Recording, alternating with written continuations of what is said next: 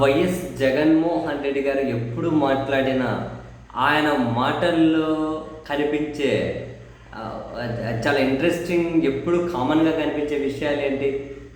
అధర్మం తాత్కాలికంగానే గెలిచినట్టు ఉంటుంది, ధర్మం ఎప్పటికైనా గెలుస్తుంది, నీతి న్యాయంతో కూడిన రాజకీయం చేయాలి, మనుషుల కాస్త నీతి విశ్వసనీయత ఉండాలి, అవేమీ లేకపోతే మనిషిగా ఎందుకు, ఇటువంటివి రెగ్యులర్గా ఆయన పాలకుడిగా ఉన్నప్పుడైనా పాలకుడిగా లేనప్పుడైనా ఎప్పుడు మాట్లాడుతూ ఉంటారు ఆ మాటలు. జనరల్గా ప్రస్తుతం జరుగుతున్న రాజకీయాలను ఉద్దేశించి కూడా అంటే ఆ మాటలకు పర్ఫెక్ట్గా సూట్ అవుతుంది, వేరే విషయం. అండ్ అదే సమయంలో ప్రస్తుత రాజకీయాలను ప్రతిబింబించుకుంటూనే ఈరోజు జగన్మోహన్ రెడ్డి గారు జన్మాష్టమి, కృష్ణాష్టమి, శ్రీకృష్ణుని జన్మదినం సందర్భంగా కృష్ణాష్టమి కదా, ఆ కృష్ణాష్టమి శుభాకాంక్షలు చెబుతూ ఈరోజు జగన్మోహన్ రెడ్డి గారు ఒక ట్వీట్ చేశారు.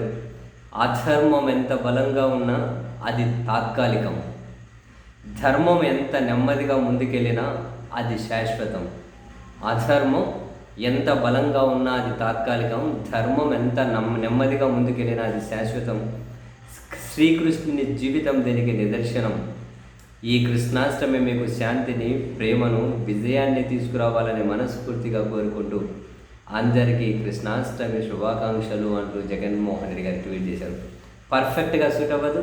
అధర్మం ఎంత బలంగా ఉన్నా తాత్కాలికమే, ధర్మం ఎంత నెమ్మదిగా ముందుకెళ్ళినా అది శాశ్వతమేనని.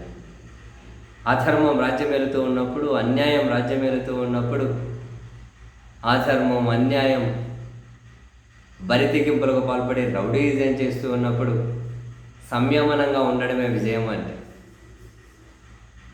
అధర్మానికి అధర్మమే సొల్యూషన్ ప్రతిసారి కాదు. మరి ముఖ్యంగా సమాజాన్ని, రాష్ట్రాలను పాలించే వాళ్ళు చాలా సంయమనంతో ఉండాల్సి ఉంటుంది. కొన్నిసార్లు పరిస్థితులు చాలా తీవ్రంగా, కఠినంగా, ఇబ్బందిగా అనిపించినా అవి తాత్కాలికం మాత్రమే.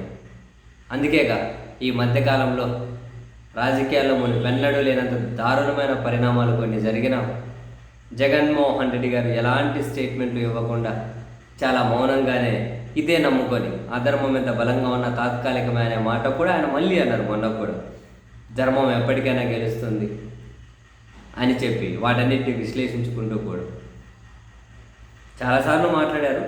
ఈరోజు కృష్ణాష్టమి సందర్భంగా జగన్మోహన్ రెడ్డి గారు మళ్ళీ అవే వ్యాఖ్యలు చేశారు.